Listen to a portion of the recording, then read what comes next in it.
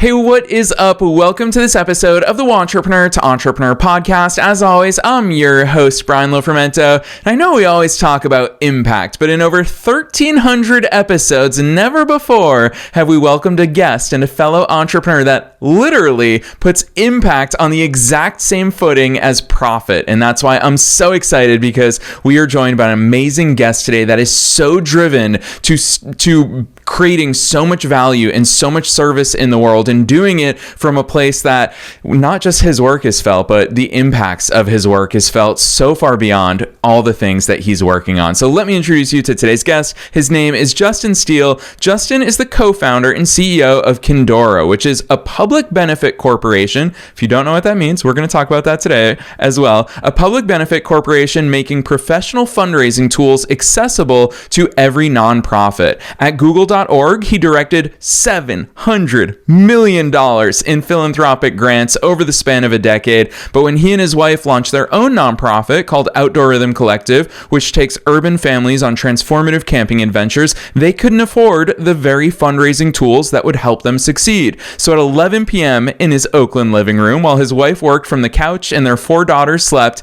he coded something better with AI. You guys are going to love this story. He created this entire company in less than 2 weeks. He's a Harvard Business School and Kennedy School graduate with an undergraduate engineering degree who started his career at Bain, and Justin now combines big company experience with startup grit to ensure every good idea has a fair shot at success. As a fellow nonprofit founder, I'm so excited to learn from Justin, and I know that all of us are going to have our eyes open to a whole world of ideas, of strategies, of resources, of growth, and most importantly, of impact. So I'm not going to say anything else. Let's dive straight into my interview with Justin Steele.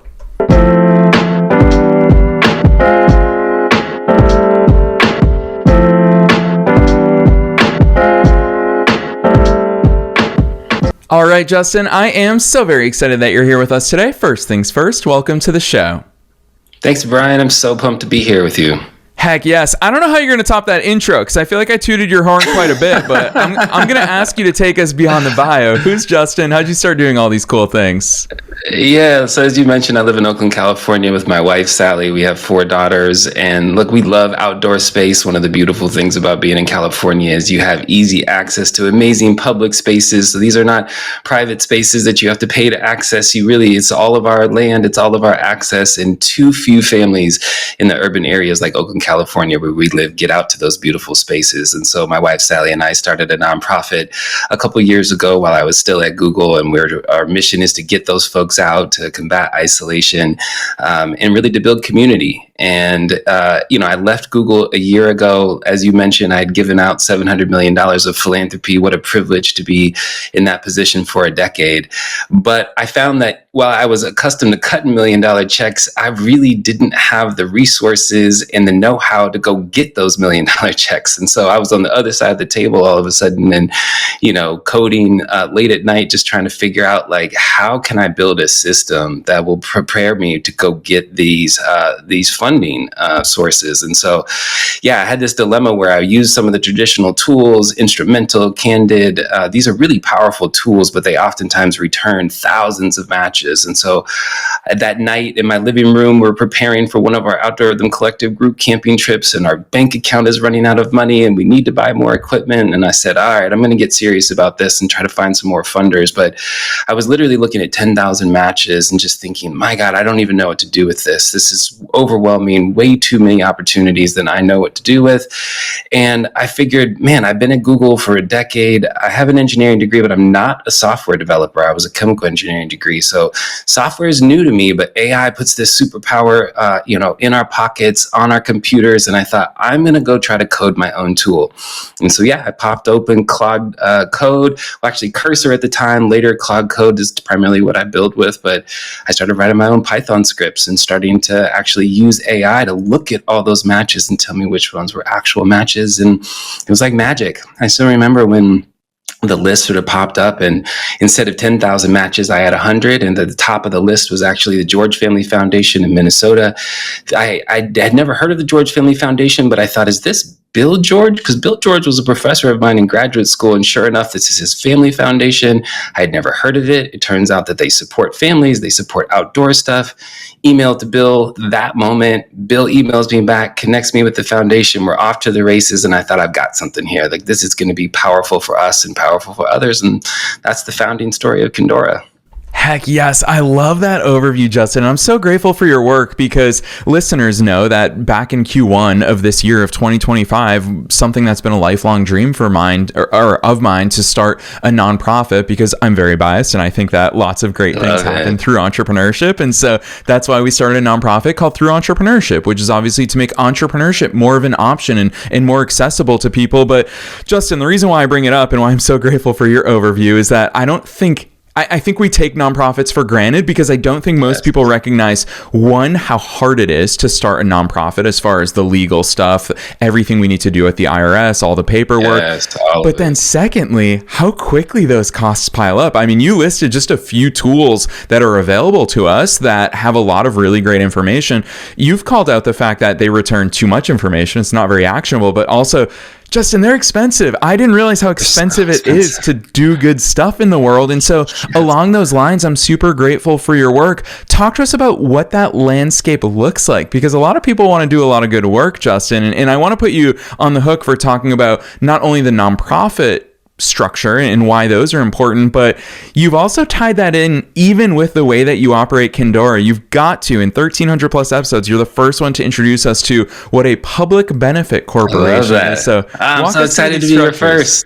Yes, I'm so excited to be the first public benefit corporation. It's super powerful. Well, yeah, I love that you started a nonprofit. Congratulations. That's incredible. And obviously nonprofits give us these vehicles to be able to sort of purely put social impact at the center, but it is very hard to figure out how to find resources for these organizations. A lot of the leading tools are really targeted towards large enterprise nonprofits. So, I signed up for Instrumental. It cost me about $4,000 a year. That was $4,000 as a nonprofit founder that I just came out of my own pocket for. I mean, we actually didn't even have enough money to be able to afford that membership. And so part of the thing is, like, how do we democratize and make this accessible? And because you can use AI to build these tools now, you can really significantly take the cost down. I mean, we've spent about $60,000 of our own money to start Kindora, to actually build the full prototype, to put people in the tool. We have 215 nonprofits using it. That includes the cost of incorporation, all the things. And so, you're able to build these at significantly lower cost, and you're able to pass that on to other people. So I don't have to charge thousands of dollars for access. I can charge $50 a month for access. I can have a very generous free tier, and I can really empower small grassroots founders and nonprofit leaders to get out there and create, these kind of matches and fill out applications and do all the things for much lower cost. And so now all of a sudden that 90% of the nonprofit market that's been somewhat ignored and doesn't have a solution for them, all of a sudden has an accessible solution, and they can have that same superpower of donor intelligence and search and grant writing capability. But as we were forming Kindora, my co-founder Karibu Nyaga and I, we went to business school together, and our families are close, and Karibu and his family oftentimes come on our Outdoor Rhythm Collective camping trips. And so we started talking about this prototype that I had built, and we said, hey, let's build something together. This is a product that could benefit so many people. And one of the first things we had to figure out is, hey, how are we going to incorporate? Is this going to be a nonprofit? Is it going to be an LLC? Is it going to be a C Corp?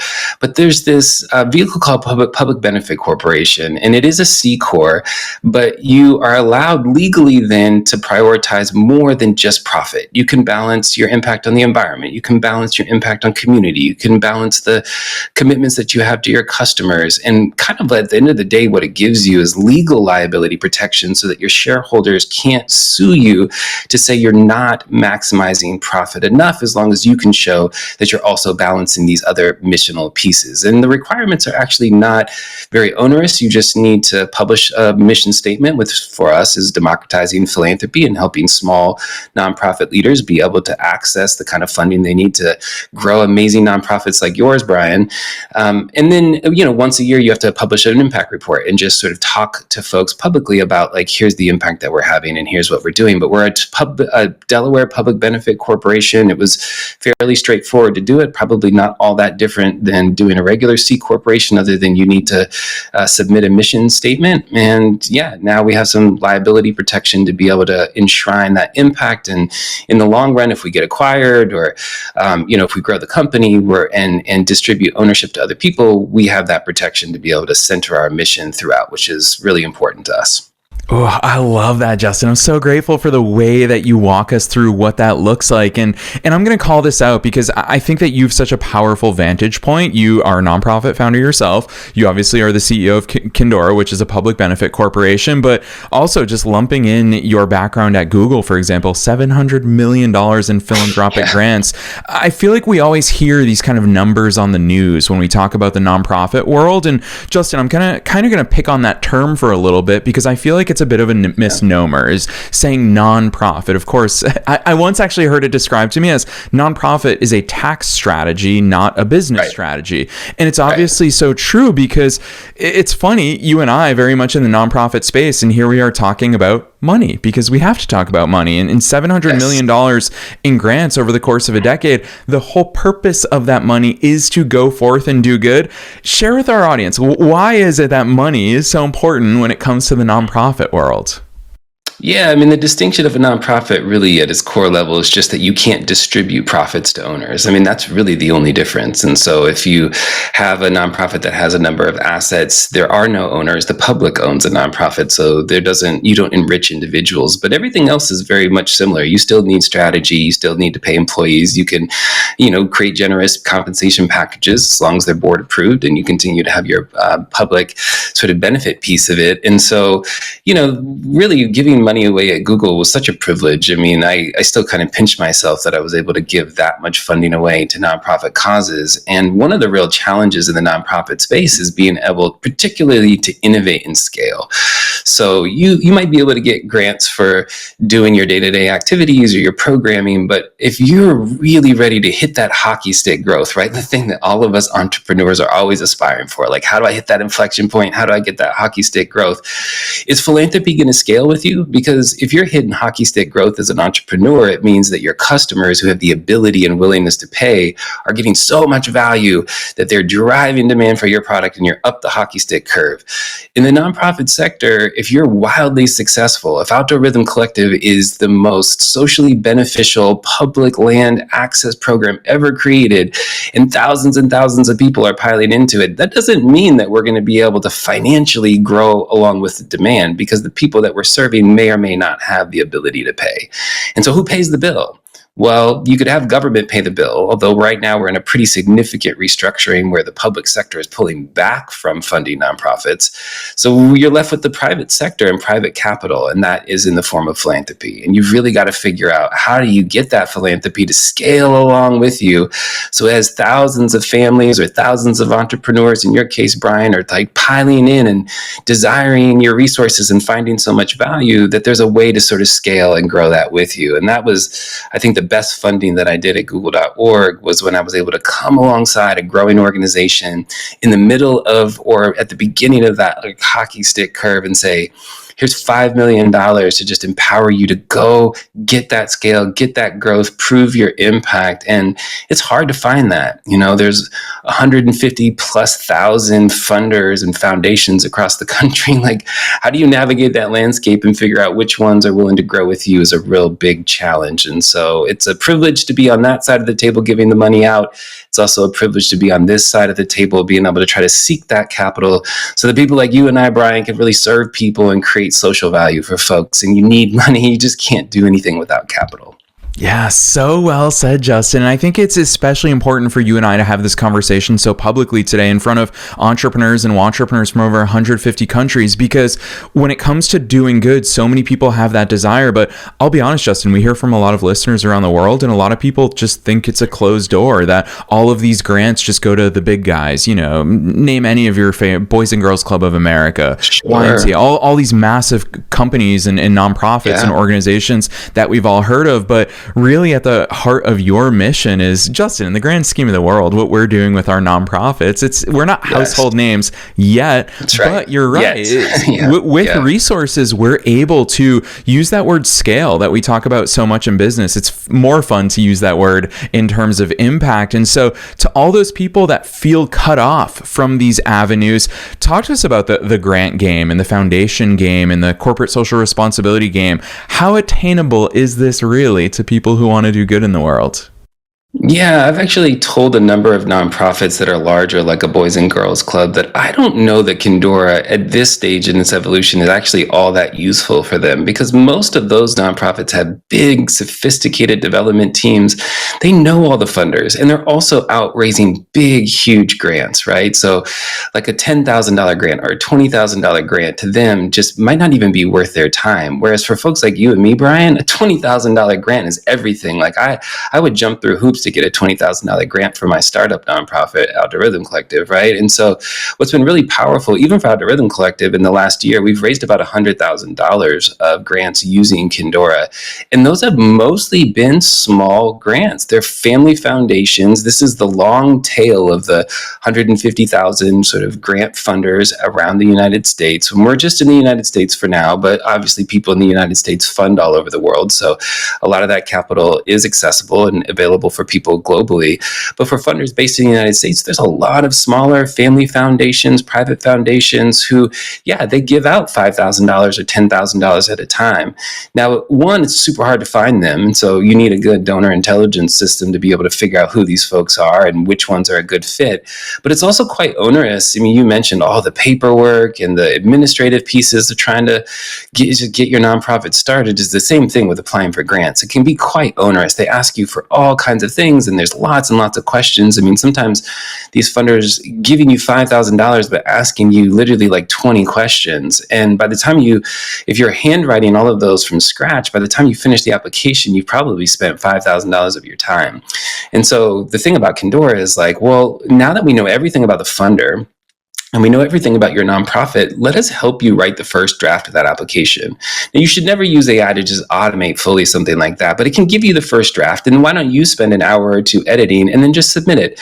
And you've got to play the volume game. I mean, the thing about philanthropy is you never know what's going to knock you out of the running. Even the published sort of stated objectives and qualifications oftentimes are not exactly what they are in practice, or there's other qualifications that are unsaid. And so you need to go high volume, but you'd want to do high volume in a targeted way within a select set of foundations that have a good chance of wanting to give you funding. And then you need to be only spending an hour or two on an application, so it's actually worth your time. And all of a sudden, those $5,000 or $10,000 grants become like rocket fuel for a small nonprofit like mine. And hopefully over time, we grow and to become larger, and maybe we go after the bigger grants. But to get started up, I think that's the way to go. High volume, small grants, and you got to be able to find them and apply those grants quickly.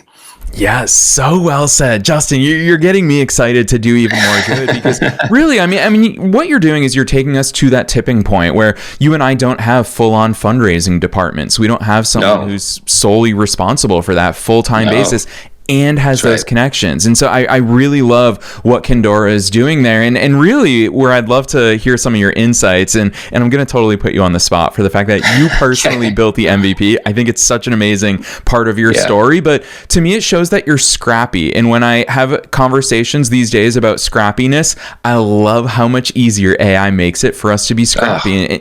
And you talk about the fact that AI doesn't have to do the whole thing for us. 80-20 rule still applies. If it can get us 80% of the way there, so we can focus on the 20%, that's amazing. So, Justin, you've got to give us that backstory about what the heck that 11 p.m. coding session looked like for you to build out the MVP of Kindora. Yeah, these AI tools are really magical, and what's possible now wasn't even possible a year ago. And, the metaphor I like to use when I talk about it with people is almost like a painter, right? I had the opportunity when I was at Google to do a project with Kende Wiley. He's the artist that did the Obama portrait.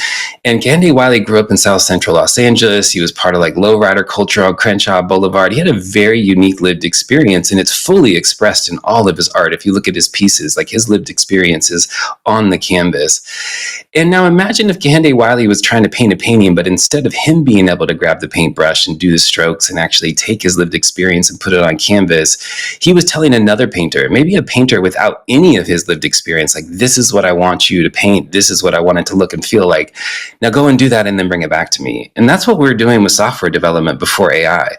Those of us who didn't know how to code, and like I said, I was not a software developer, I had never created a piece of software, are like sending the specs across the wall and saying, hey, can you go build this thing for me? And then they take the paintbrush, go on the canvas, paint something, bring it back, and then they show it to you and they sort of say like, hey, like, how does this look? And you're like, nah, that's not quite it, or that's pretty good, but it's not quite there. Now imagine if you grab the brush and instead of like going back and forth and wasting all those development cycles, like, you are the painter, and literally at every single decision point when I'm in Kindora and I'm like, all right, how does a program officer actually think? And I see the initial matches come back from our first algorithm. So I jumped into this program called Cursor.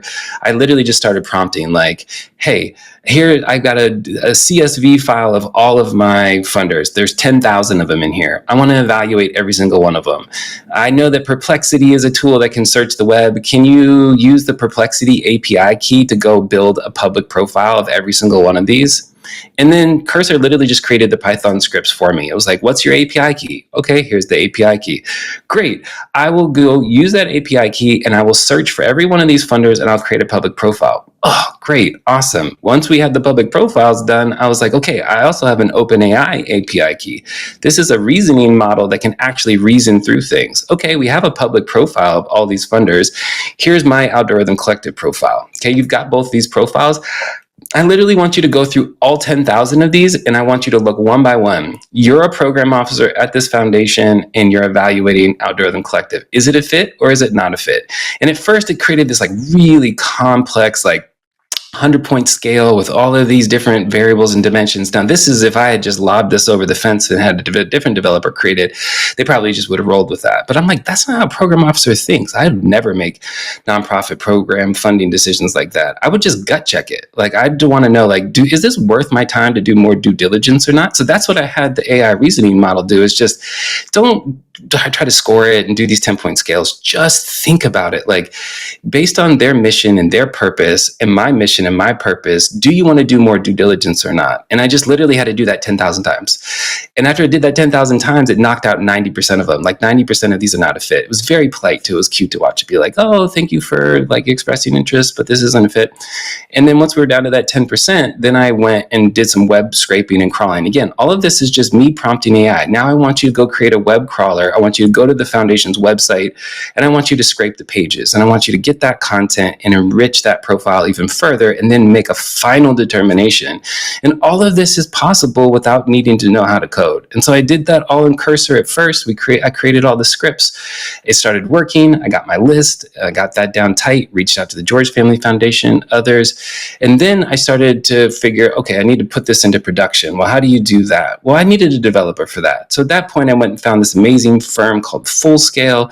They have hundreds of developers out of the Philippines, and they gave me a junior developer for, $4,000 a month. They work for you 40 hours a week, and I can work with them to take my prototype and put it into production. So that's how I did it. And by the time we finished working together, we had a beautiful production ready thing that people could sign up for and jump into and use themselves. And so I eventually transitioned to Claude Code, which I think is really a powerful program that even more so than Cursor, in my experience, is able to really take these single prompts and build you beautiful apps and tools. And I really hope other people will listen to this and just not be afraid to dive in. It's magic, and we're missing a superpower if we don't use it. Yeah, Justin, I will tell you this. You, to me, in that story that you just shared with us, to me, that is the world's most perfect example of how anything truly is possible these days. Like, to come from a non-programmer background and to build what you've built. What I just really want to call out and publicly praise here is that you and I are not talking about a theory. You and I are not talking about an idea. This thing is in the world, serving nonprofit It's in the world. founders. It's in the wild. Like, yes, that's amazing, right. Justin. It's so incredible what's possible today. And you didn't explicitly say this, so I'm going to ask you this because I'd love some insights here. Sure. It doesn't seem like you necessarily started playing with this because you wanted to start this business. It seems to me like you were just scratching your own itch. And so I want to ask you, where along the way did you realize, wait, no, I'm going to put this out there. I'm actually going to make this tool in and of itself accessible to people all over the world. What did that decision point look like? Because that's the very reason why we're talking about something so real today and something you've put into the world. Yeah, I got to give credit to my co-founder Karibu for that. Like you said, I was literally just in my living room, and it's funny. A mutual friend of ours actually called me on a video Google chat. My wife was traveling, so I was solo parenting with the 4 kids. It was like 9 o'clock, so the house was just starting to get quiet. And I get this video call from my friend Chris, and I pick it up, and Chris doesn't call me often. He lives in Kenya, and so I thought, man, why is Chris calling me from Kenya? Turns out he's at Karibu's kitchen over in Half Moon Bay, and he was like, hey, just wanted to say what's up. I'm at Karibu's house. And I'm like, man, you guys actually just interrupted me in the middle of a coding session. I'm like in Cursor, creating Python scripts, doing this thing. And they were like, what are you doing? And Karibu, he works at Meta. And so his eyes sort of perked up and he said, Justin, we should build this together. This could be so valuable for other people in the world. And oftentimes when you're building something yourself and prototyping and tinkering, you don't necessarily have the courage to step out and do a whole thing and incorporate. And it's such a lonely thing sort of creating. But Karibu really gave me the courage and confidence to be like, you know what? If somebody like Karibu, who I've been friends with for 2 decades and works in tech, sees the value of this, if for nothing else, my God, what a cool opportunity for us to just be able to be friends and try to build something together and an excuse to spend time together. And so it was really Karibu in my conversation that night that made me think, hey, and then I called him up the next day and I was like, hey, I know that we kind of talked last night. Was that for real? Would you really? And he was like, yeah, I've been thinking about it all night. I'm like, me too. And I'm like, all right, we should go build this thing. And we hired our developer and started getting into the tool, and Karibu was running sort of product for us and thinking about how can we make this product really good for our users and create a good user experience. And we were off to the races. So that's really what gave me the courage to do it. Justin, I love that, especially because I'm just like you. You and I are very easily excitable because we are so mission driven. But I love that gut check the next morning. Literally the definition of go sleep on it the next morning. Yes. It's still 100%. There. I've got to do something with this. 100%. That's right. I love that. I've got to ask you then, because your background is so incredible. I admire so much the professional experience that you have up to this point. And obviously as a nonprofit founder as well, there's a whole set of responsibilities that come with that. But specifically speaking to the CEO of Kindora right now, what's the business side of it felt like for you? Because now you're not just focusing on impact. Now you're not just focusing on building. Now you've got to think about marketing. Now you've got to think about pricing. You've got to think about all these different things. How much has that side of it excited you as well? It's exciting, but God, it's so humbling. I was doing a talk the other week to a group of nonprofit fundraising consultants, and in our space at Kindora, these are the experts, the people who know more than anybody else in the sector about nonprofit fundraising is these folks. And I had an opportunity, Gail Roberts invited me. She has this amazing AI X Impact group in the Bay Area. It's free to join if any of you are nonprofit fundraising consultants listening out there. And I talked to the group, and I had a consultant ask me a question at the end, and she said, look, we've been pitched these AI tools for 2 years since ChatGPT dropped. And I got to be honest, every single one of these ones is hot garbage. And I just chuckled. And she said, why is yours any different? And as a founder, you're supposed to put out products that you're embarrassed by, right? If you're not putting stuff out that's early prototyping, then you're probably hanging on to it too long.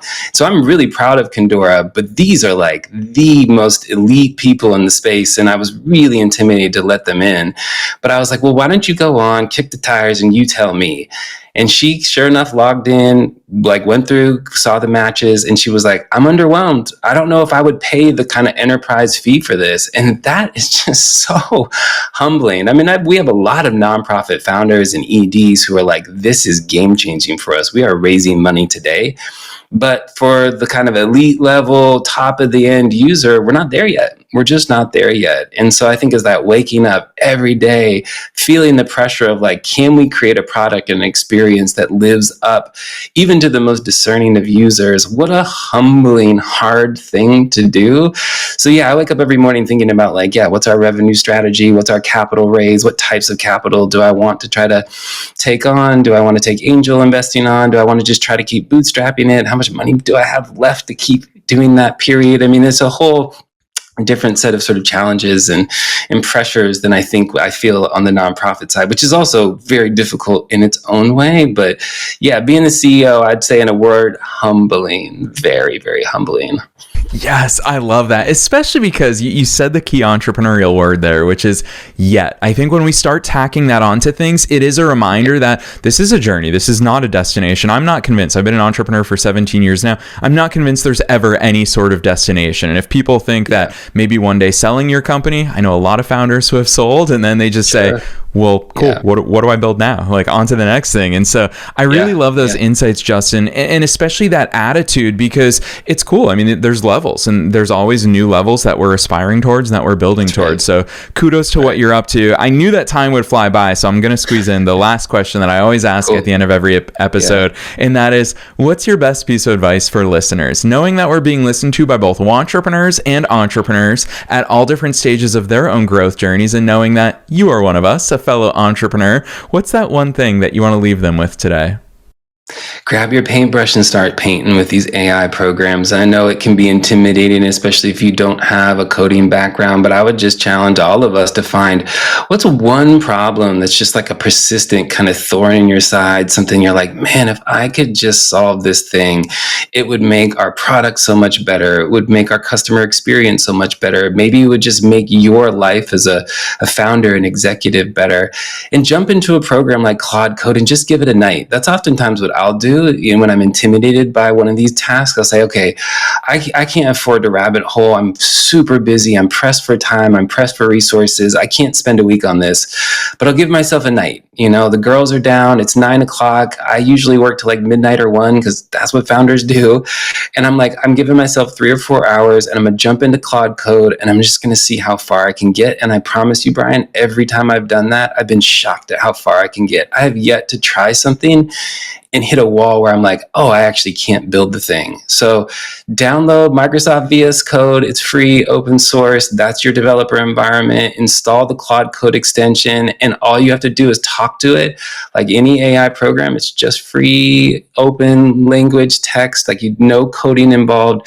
Tell it what you want to build, tell it the problem, and it'll scaffold the solution and it'll pop something out for you. You'd be super surprised. And I'm shocked at how few people are using this. It's a superpower. It gives everybody a massive edge, and we should all be in these tools. It's like jumping into an Iron Man suit. It's just as going to power you up. And I hope more people will kind of take that paintbrush and start painting themselves. And when you're that close to the problem and you understand your product and you understand your user, nobody can paint it like you. And so if you can empower yourself to build your own prototypes, it's really a game changer. So I hope more people will do that after listening to this.